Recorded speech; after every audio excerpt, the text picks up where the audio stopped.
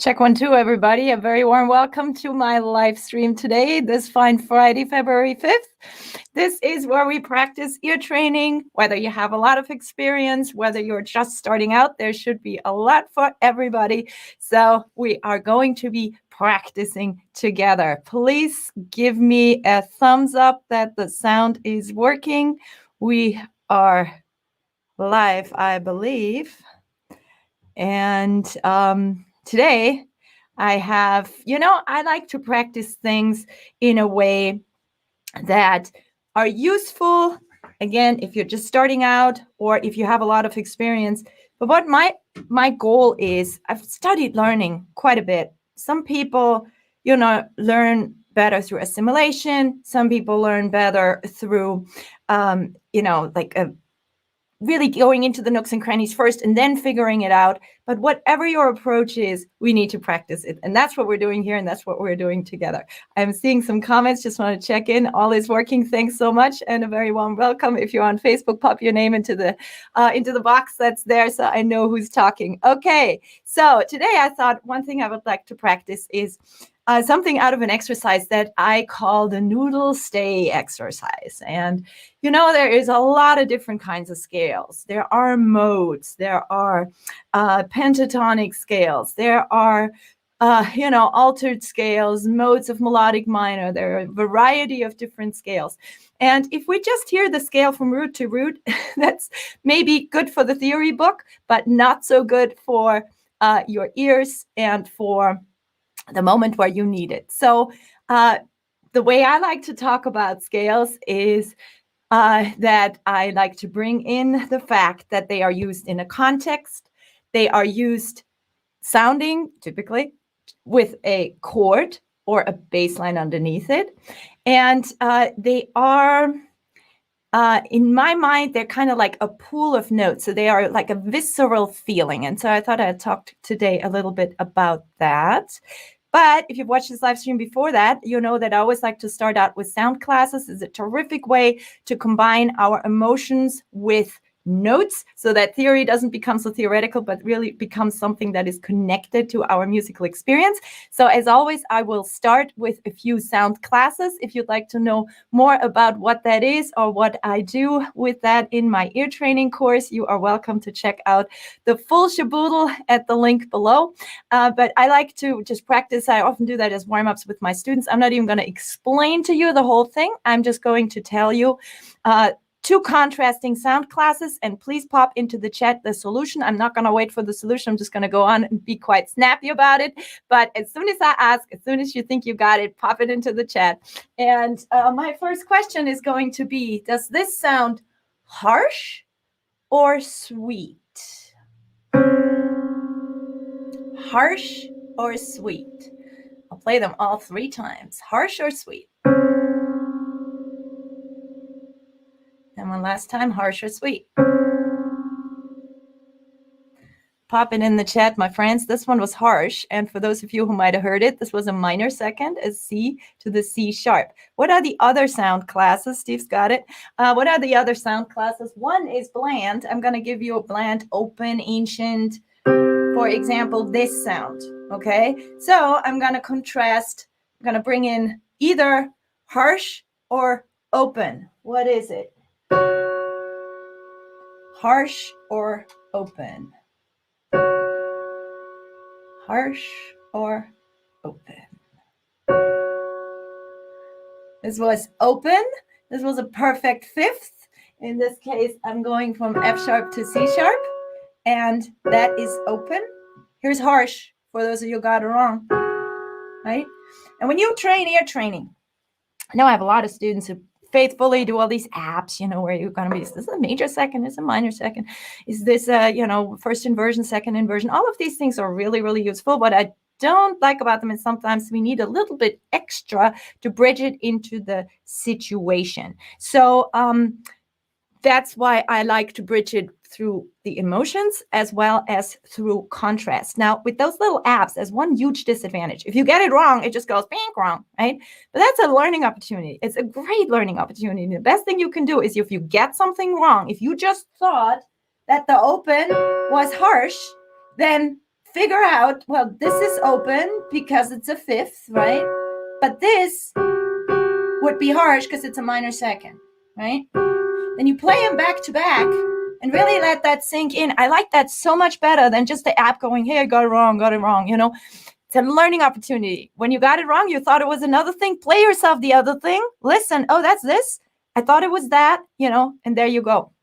I had a student last week who was like, you know, I'm doing really well on my ear training, but I always mess up the flat 6 and the sharp 4. You know, I'm like, that's so cool. Then just practice that for a day, you know, just, you know, ask somebody to quiz you or record a couple and write out put them in a playlist and then scramble the playlist and just go back and forth, because that is such a great way to learn. When you hear the thing that you did wrong and compare it to the thing that was right and then go back and forth.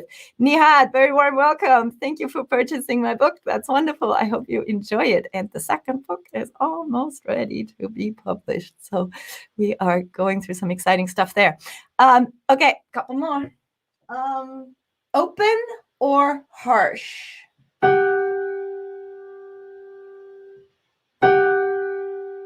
Do you know the other thing with ear training is, this is the third interval that I'm playing right now, right? When I play that higher up on the piano, you're going to have a different experience than when I play it lower down.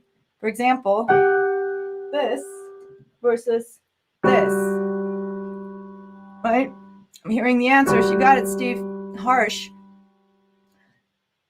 The range, the timbre of the instrument, you know, is very, very important factor. So if you have an app and you faithfully do it, change the timbre. Go from guitar to piano or something. And it will be a different experience. This is especially interesting for us bass players, because when something is in the lower range, like, you know, the interval I just played. Okay, this is my mini bass. So it's my soprano, my beautiful soprano Marlowe. It's an octave up. But if that were a real bass, you know, a real bass. It's a real bass. Don't listen to me, honey.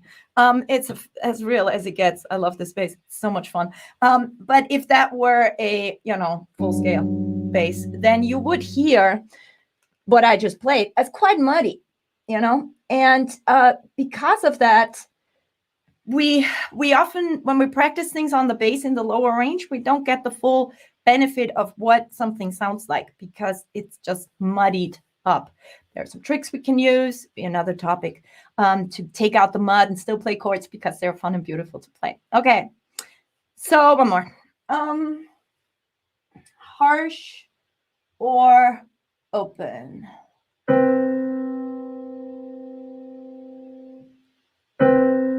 Second time. And last time. As Steve earlier said, cute. That was for the bass, not the sound class, right? Because there is a cute, smooth, sweet sound class too. So this one is harsh, and it's kind of an interesting one because it is just a half step away from open. Listen to that. That's an octave. That's as open as it gets, right? Well, maybe even the unison is even more open when it's the same note, right? That one. So unison is when the same note is played, right? Octave is another one that sounds very, very clearly open. Now it's just a half step away from very harsh, right? There's another harsh. It's very close to. That's the half step above that. This is flat 9. Very harsh. So this is what I often experience with students when I try to help them figure out a song. They're trying to, they can find the root, right? They can sing the root or kind of intuit the root. And let's say the root is here, right? And then they start somewhere. They try to find the root. And I say, keep going, keep going, keep going. Warmer, warmer, warmer. You know, they keep going. And then it sounds really harsh, right? And then they almost have it, but then they shy away because it gets worse and worse and worse and worse the closer you get, right? And that's actually where you almost got it. So if you are looking for another thing I very want to put close to your heart, since this whole conversation started about people wanting help transcribing tunes, you find the root, you find a note, and then you're trying to find which note it is. Stay on one and the same string. People all of a sudden go, it's harsh, harsh, and then they go into a different area of the bass. No, Every single note is on every single string. So if you're trying to figure out, am I getting closer? Am I getting farther away? Stay on one string until you hit it, okay? That is really good advice, because the bass is not very intuitive when it comes to higher and lower, because this is higher and this is higher.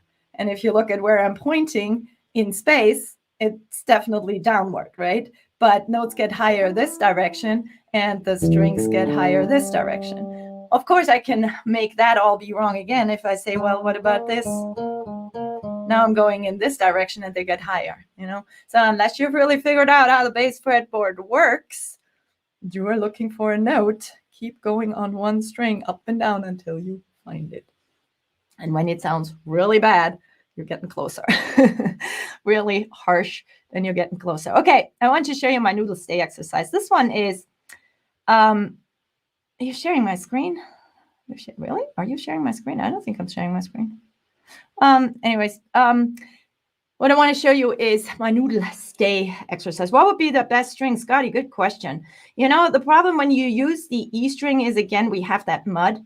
So sometimes if you just want to go for information searching, what is that note? It might be better to use a higher string like the D or the G, just because it has a little bit more overtones and it's not so blanketing. You know, if I play a low bass note over something, you can change the meaning. You can, you know, turn chords around, or, you know, if I have a C major chord on top and I play a low A under it, I'm changing the chord, right? So if I do that with the lower note, things start sounding right. They start making sense, and you're just recomposing the tune at that moment, but you might not be finding the exact note, okay? So I think I would use one of the higher strings if you're just looking for one specific note. If it's a note like the root or a bass note in a tune, then that's helpful too. But typically when we sing, we're singing an octave or two or three up from the actual notes that we're playing on the bass. So I hope that helps. Any questions? YouTube, Facebook, please just pop them in the chat and I'll be happy to answer them. All right, noodle stay. Here's a groove. Can y'all hear that? And this groove is created with a very specific purpose in mind. It is created so it gels with Ionian, otherwise known as the major scale. It's in D.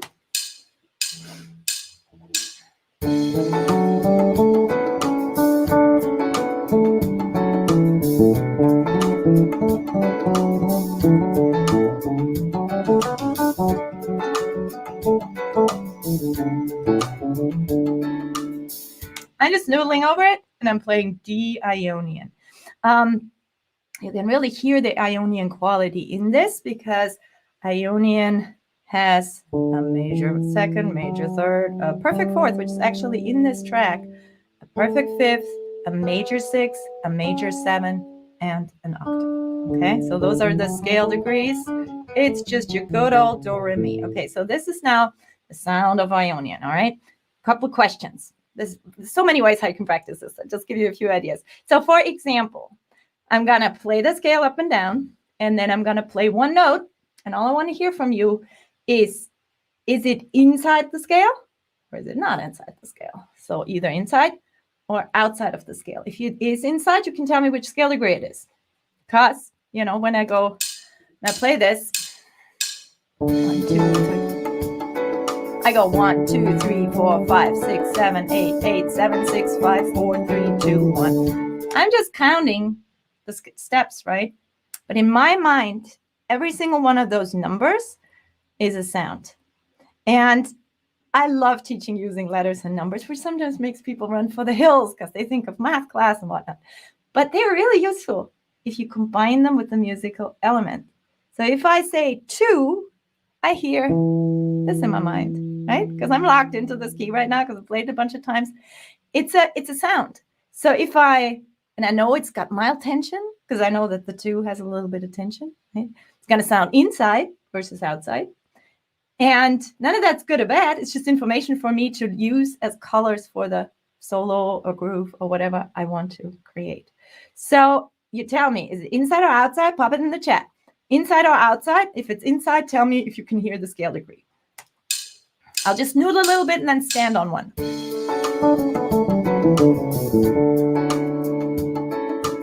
Is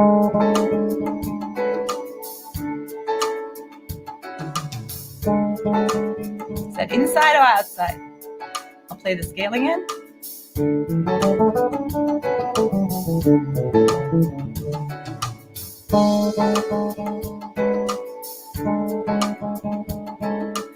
Okay, it is outside. And anybody hear what it is?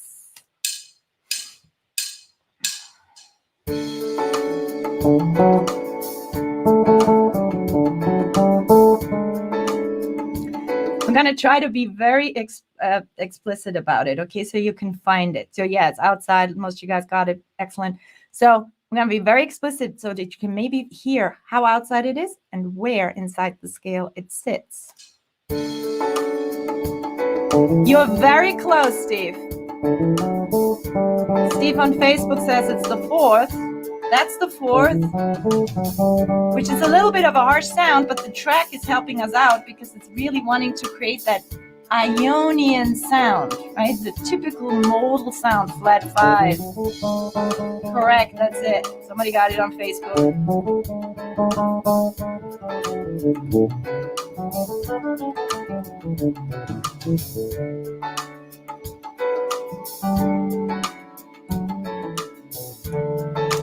Okay, flat 6, I'll play the flat 6. Every time you get it wrong, remember that I have to laugh because I'm now thinking, wasn't that the student who was telling me that it mixes up flat 5s and flat 6? And maybe, I don't know. But here it is again with the flat 6 because I want you to hear the difference. So this is the sharp 4 or flat 5. It's underneath the 5th, right? That's the 5th. And that's underneath the 5th. I'm going to play half step above.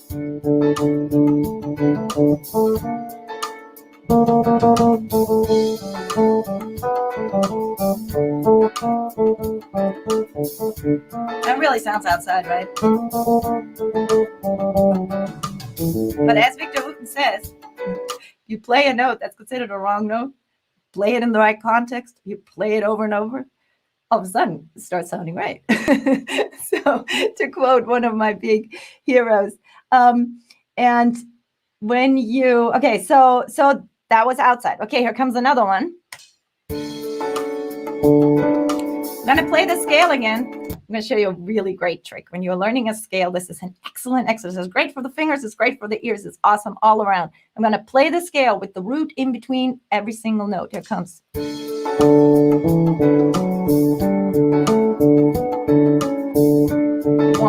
1, 2, 3, 4, 5, 6, 7, 8.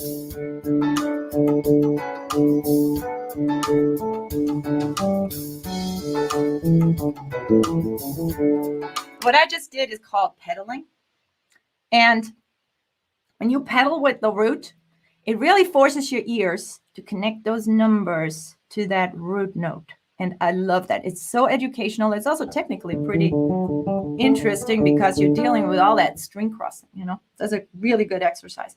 Let's say Mohammed on YouTube says the sharp 4 sound doesn't sound so out as the ears are used to the blue note.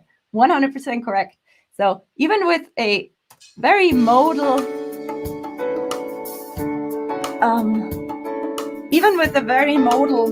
sound, like this is just a,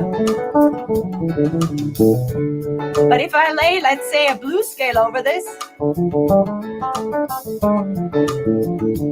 I'm not offended. It's not great because it's really a modal track, but because we hear, I could get away with playing the blue notes over it, right? But blue notes are in my, these sound classes I talked about earlier. Harsh, open are the two I talked about today, but there's also others, sweet, as well as bluesy. And the bluesy ones are the tritone, the flat 3, the flat 7, certain rub. They're creating a very specific kind of harshness. Okay. Inside or outside? And if it's inside, what scale degree?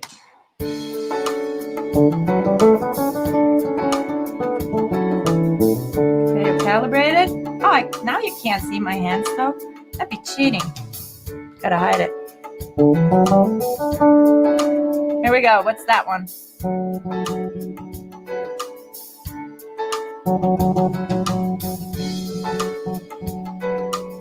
It's a good note, for example, to play on the downbeat when you're soloing. Really makes it sound like you know what the chord is. If you're outlining a triad note.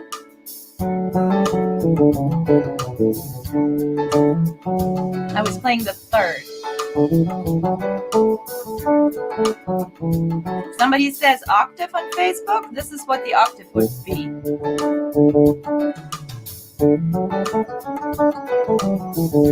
That's the octave, right? This was the third.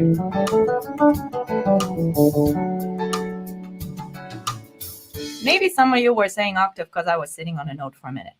Whenever I do these exercises, I like to sort of calibrate myself a little bit, and I really recommend you guys do the same thing.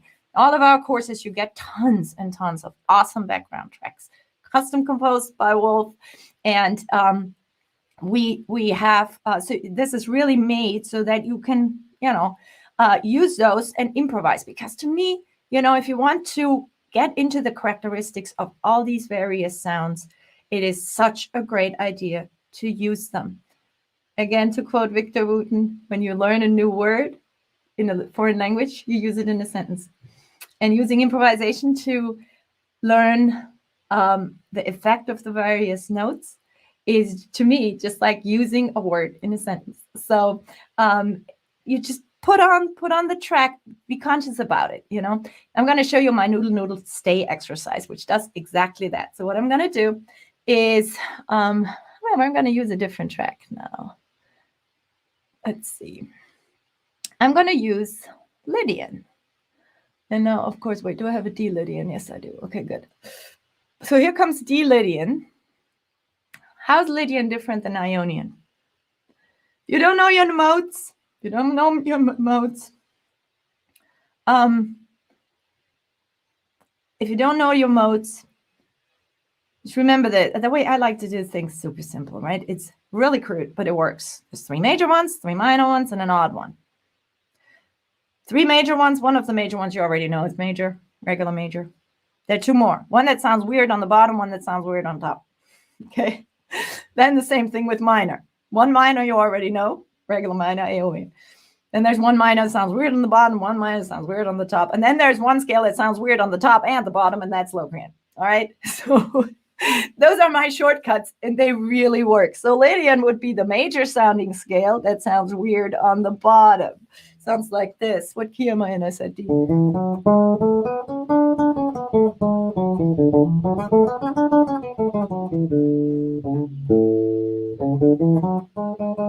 Right, it's like a major scale. That's the regular major scale. But this one, sharp 4, yep. Now I want to say something about this, though. The flat 5, as it came up earlier, Mohammed, that had a bluesy sound to it. And a very different sound than the Lydian modal sound.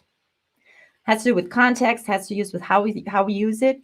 But what I'm doing right now is I'm giving you clearly modal sounds, meaning there's functional harmony, there's modal harmony, and blues is kind of like a mix between the modal and functional. And so a whole different session, but very, very useful, to be able to distinguish between what modal is, diatonic is, and bluesy is. Let me just catch up on the chat here for a second. Just at this point in the ear training course, I wonder why nobody ever taught modes this way before. It makes so much more sense to group the majors and the minors and their differences for the modes. I'm happy to hear that. I wish I could see your name. It just says user, but thanks for that comment. So let me do the noodle stay exercise. Again, I want to bring breathe life into those numbers. So to make them not be just so abstract, but to really have a connection to the sounds. So here comes Lydian. This is a Lydian track. And if you compared that to the Ionian earlier, this sounds brighter. Do you hear that? This versus, it sounds a little bit brighter. So Lydian is the brightest mode of the major scale. So here we go. So this is where the name of the exercise comes in. You do this. Noodle, noodle, noodle, noodle, stay. And now you stay on the one and just listen to what the one sounds like in combination with this track, right? So again, noodle, noodle, noodle, noodle, stay. This is the root. This is the one. I'm going to stay on the two.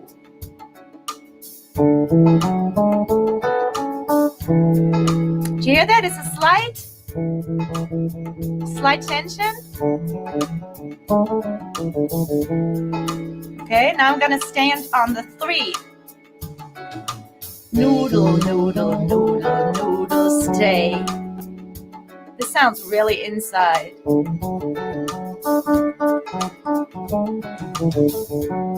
Right, you just sit on it on the downbeat. Now comes the sharp four, my favorite. Really bright.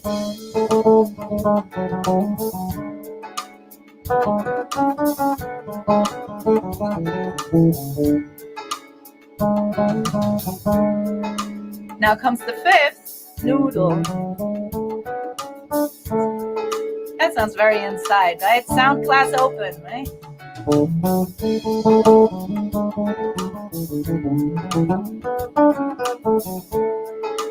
Now comes the six, also beautiful.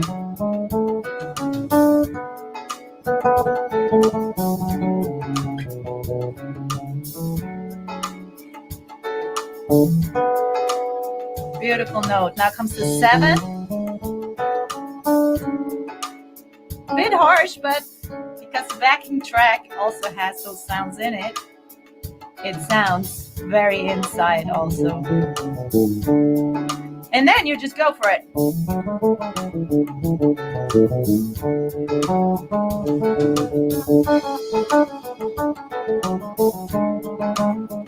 And then when it's ear training class, you get asked what I'm sitting on.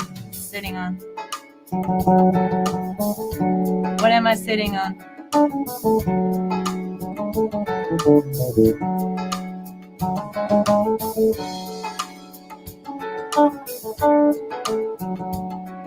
I'm sitting on the three. Okay. So this is such a great exercise to also help you get a little bit into improvising. And that happens to a lot of people in the beginning when they start improvising. We're so worried about losing where the chords are.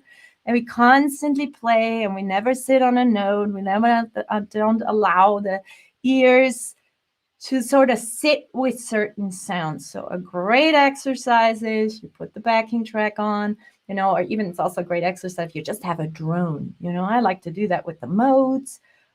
Just put a good old fat D on the piano, hit the pedal, or have one of those, what's it called? The freeze pedal, right?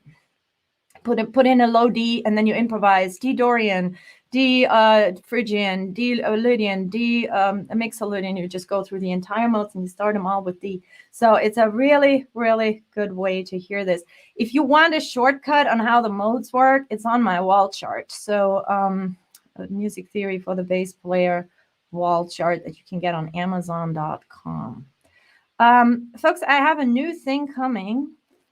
About to wind this down, but I do want to tell you about this. I'm not advertising this on a big scale, only inside my network. We're starting practice groups. I have such a long waiting list and so many people who want to take one-on-ones with me, and I'm just completely filled in that capacity. So I'm putting together practice groups, and it's something we've tested, and we got a lot of data of what worked and what doesn't. And I have a complete beginners group starting, as well as a group for graduates of music theory for the bass player, the course, or if you've read through the book, you're also welcome to join. So if you want information on that, it would be right here. If you're on YouTube, please make sure you hit subscribe. If you're on Facebook, I'm very happy to have you in the group. Please contribute to the conversation. This was my weekly live stream for getting some ear fitness going. Thank you so much for joining me. Everybody have a wonderful weekend. Cheers.